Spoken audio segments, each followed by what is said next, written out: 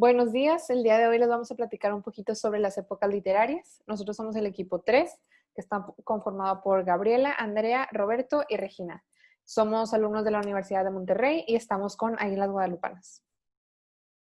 Bueno, primero les vamos a platicar un poquito sobre el objetivo que nosotros tenemos con esta presentación y después vamos a entrar a las épocas literarias que están divididas en tres, que es la antigüedad, la moderna y la contemporánea. Después vamos a concluir y al final va a haber un examen rápido que ustedes pueden realizar en el cual vienen las preguntas y las respuestas al final. Bueno, ahora sí, para empezar, nuestro objetivo es explicar detalladamente a través de esta presentación y este video un poco sobre las épocas literarias y sus actividades que pueden ser de utilidad para el alumno y para el maestro, que van a encontrar al final de la presentación. Se pretende lograr que tanto los maestros como los estudiantes de secundaria de México puedan obtener las herramientas necesarias de apoyo para su aprendizaje y enseñanza de este tema. Bueno, ahora sí, ¿qué son las épocas literarias? Una época literaria se refiere a los distintos tiempos o periodos en los que ha prosperado la literatura. Estas épocas han ocurrido a lo largo de la humanidad, por lo tanto se puede reconocer y dividir en varios periodos. Cabe mencionar que cada periodo tiene su grupo de características particulares y a veces específicamente de una región, dentro de una región. Es importante notar que usualmente estos periodos ocurrieron acompañados de un contexto cultural o histórico mucho más amplio. Algunas épocas literarias pueden coincidir con los periodos históricos de la humanidad. Bueno, a continuación tenemos una tabla comparativa de todas las épocas literarias en la cual mencionamos el periodo, la época, las características principales, el representante y sus obras. Podemos ver que el periodo está dividido en tres, como ya lo había mencionado anteriormente: antigüedad, moderno, contemporáneo. Después tenemos las épocas, que es romana, edad media, neoclasicismo, romanticismo, modernismo y contemporáneo, y sus principales características, sus representantes y sus obras. Esta tabla es un resumen de las épocas literarias y a continuación les vamos a explicar más detalladamente. Para empezar, tenemos la antigüedad, que está dividida en romana y edad media. La romana va desde el siglo VIII a.C. hasta su decadencia del siglo V. Bueno, el contexto histórico de la época literaria romana. Se desarrolló en la antigua Roma desde el surgimiento del siglo VIII a.C. hasta su decadencia del siglo V, como ya lo había mencionado, después de Cristo. Se escribió y se escenificó fundamentalmente en latín, aunque también hay algunos textos en griego, en lengua griega. La expansión de Roma y los conflictos internos provocará el fin de la República y el comienzo del imperio en el 23 a.C., con el nombramiento de Octavio como príncipe, que después pasará a la historia como Octavio Augusto. Ahora, las principales características de la época literaria romana. La primera es que tenía influencia griega, tenía mayormente influencia griega, ya que las artes escénicas, especialmente las cercanas a la comedia, están muy desarrolladas antes de la llegada de la cultura griega, y es por eso que la comedia tiene mayor peso que la tragedia, a lo contrario que en Grecia. Después, la segunda característica es el carácter abierto. Esta literatura es similar al Estado romano, es abierta en las influencias y autores de todos los rincones del imperio. Por eso no será raro que autores procedentes de África o Grecia o España tengan buena recepción en Roma.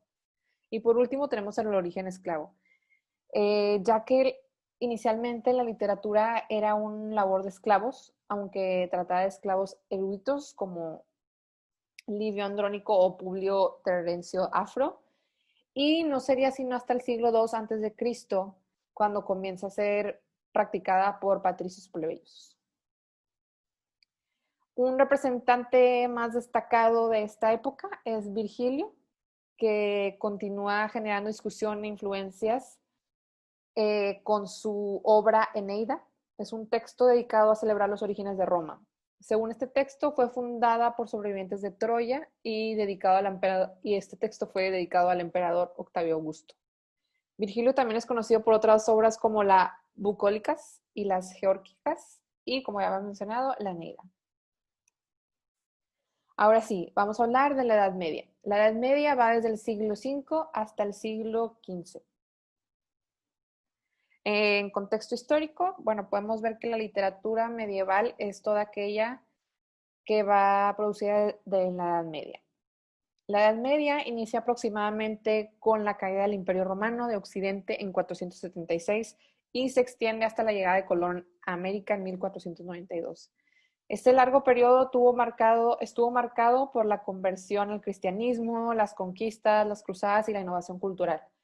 Y gracias a todo esto hubo un gran impacto en la literatura y por eso se deja un rico legado textual. Bueno, ahora vamos a platicar sobre las características. La primera característica es oralidad y carácter anónimo. Se conoce que en esta época el autor no firmaba su obra. Para la época de la Edad Media, el oficio de leer y escribir era un poco escaso. Entonces, la forma de transmisión de estas historias o relatos era oral.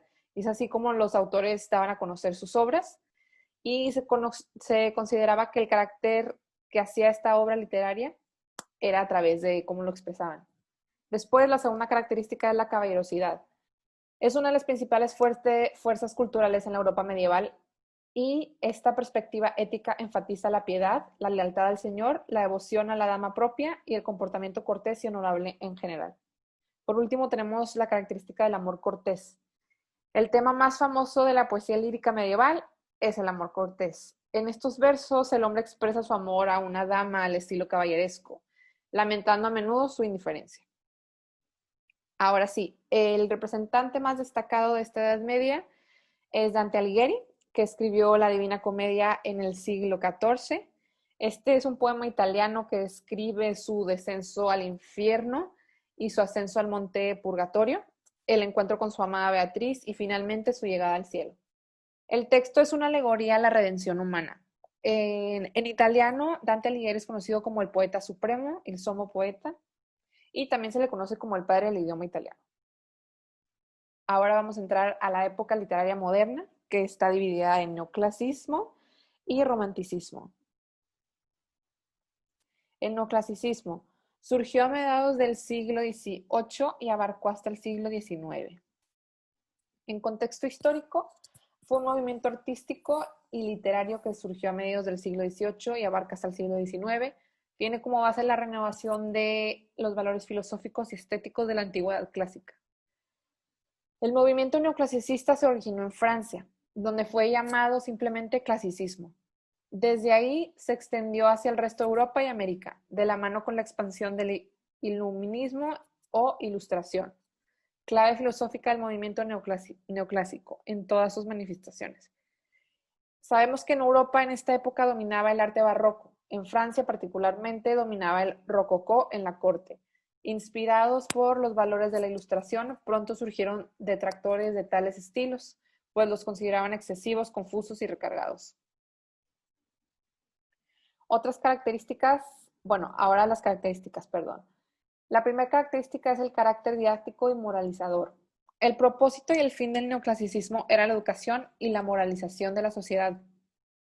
Los artistas y escritores querían que a través de sus obras podían ayudar a difundir los valores necesarios para construir una sociedad racional. Después tenemos la característica del equilibrio y proporción y simetría. Resurgió el interés en el equilibrio, la proporción y la simetría, los valores propios del arte griego y del periodo clásico. También sabemos que había culto a la razón. Los artistas veían a la razón como una diosa garante del orden civilizatorio. El racionalismo en la composición estética, es decir, la representación organizada y metódica, así como los temas que resaltan la templeza, la virtud y el autodominio. Era una forma de ejercer la razón y difundir el culto. Ahora sí, el representante del neoclasicismo es John de la Font. Obra de referencia es Las Fábulas. Se agrupan en 12 libros. Los 6 primeros contienen 124 fábulas y fueron publicados en 1668. Los siguientes en 1678 y los últimos en 1694. Su título exacto es Fábulas escogidas y puestas en verso. Bueno, ahora vamos a hablar del romanticismo, que va desde el principio del siglo XVIII hasta el siglo XIX. El contexto histórico. El romanticismo se considera una rama del amplio movimiento europeo del romanticismo. Valga la redundancia, es de aquí de donde dicha corriente obtiene su nombre. El término romanticismo no está relacionado para nada con el amor, sino con la melancolía y la naturaleza de la humanidad. Los autores románticos se sabe que intentaron que a través de sus literaturas y sus obras hicieran frente al capitalismo y a los abusos sociales generados por la revolución industrial, ya que para ellos era importante la esencia de las cosas y trascendencia, no su valor. Bueno, alguna de las características es que realce lo popular, natural y autóctono. Una característica marcada de esta corriente es la añoranza por los orígenes, por la identidad de los pueblos, por la preservación de la cultura. También otra característica es el hombre y sus libertades. El sujeto creador es reivindicado. Se aboga por la libertad de creación y pensamiento de los seres, sin patrones ni estereotipos. Y por último tenemos la relación directa del hombre con Dios. La relación del hombre con el Ser Supremo sin intermediarios, sin tanta religiosidad ni formalismos. Y el principal representante del romanticismo es Jean-Jacques Rousseau. Y las obras que más influyeron en su época fueron Julia o La Nueva Eloísa y Emilio, o de la educación, ya que transformaron las ideas sobre la familia. Otras obras también importantes son El contrato social y el discurso sobre el origen de la desigualdad entre los hombres. Y ahora vamos a entrar a la época literaria contemporánea, que incluye el modernismo y contemporánea. El modernismo abarca a finales del siglo XIX hasta el siglo XX, principios del siglo XX, y en contexto histórico se destacó para evadir los temas políticos y sociales en sus obras, enfocándose principalmente en la perfección del lenguaje y en la creación del mundo mágico y lejano. Asimismo, los sentimientos y las pasiones humanas también fueron un tema de interés para los escritores de este fenómeno. Surgió en un momento histórico donde las naciones hispanoamericanas estaban construyendo su identidad. Sin embargo, por el contrario a las otras corrientes estéticas, el estilo modernista se desligó del enfoque político y social para dedicarse a la creación de una atmósfera mágica, sensible, bucólica, es decir, relacionada con la naturaleza y el campo. Las principales características son las siguientes. Ruptura de reglas. El modernismo literario vino a romper con los estereotipos de rima y métrica que habían predominado durante tanto tiempo después de la colonización española. También se opone a la centralización del pensamiento, se abre al mundo oponiéndose abiertamente al regionalismo. Considera al poeta un ciudadano del mundo. También, por último, rechaza la realidad. Los escritores modernistas prefirieron evadir los acontecimientos sociales y políticos, como ya había mencionado. En consecuencia, sus poemas escritos por lo general no hacían referencia al contexto histórico ni a la realidad a la que se estaban enfrentando en ese momento. Uno de los representantes más conocidos de esta época es Rubén Darío. Él es considerado el padre del modernismo.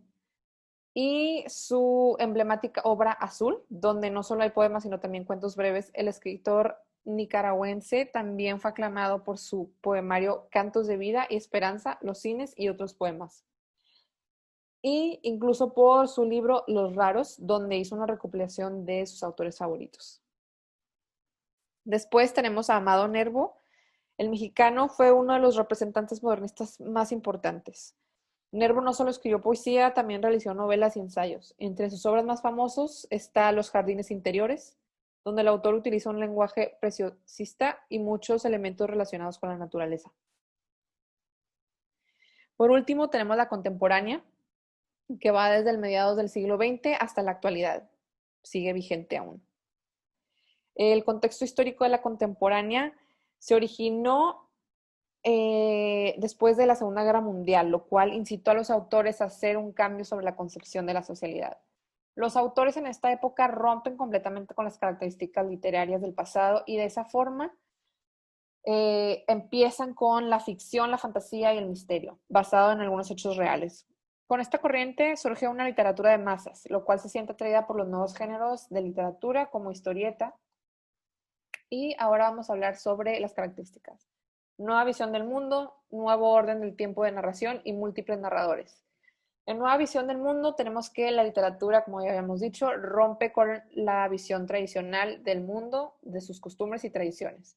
Después, en el nuevo orden de tiempo de narración, significa que los autores contemporáneos se caracterizan por no seguir un orden cronológico. En el hilo de esta historia hay saltos de tiempo. Múltiples narradores. En la literatura contemporánea no solo hay un narrador omnipresente, sino que hay posibilidades de narrar varios personajes de diferentes puntos de vista. Uno de los representantes más conocidos es Juan Rulfo, fue un escritor, guionista y fotógrafo nacido en el estado de Jalisco. Dos de sus mejores trabajos son Pedro Páramo y El Llano en Llamas. La primera es una novela y la segunda es una colección de historias cortas. Después también tenemos a Octavio Paz, que destacó como un gran escritor, poeta y diplomático mexicano. Su amplia producción destaca La luna silvestre, Entre la piedra y la flor, El laberinto de la soledad, Piedra de sol y Libertad bajo palabra.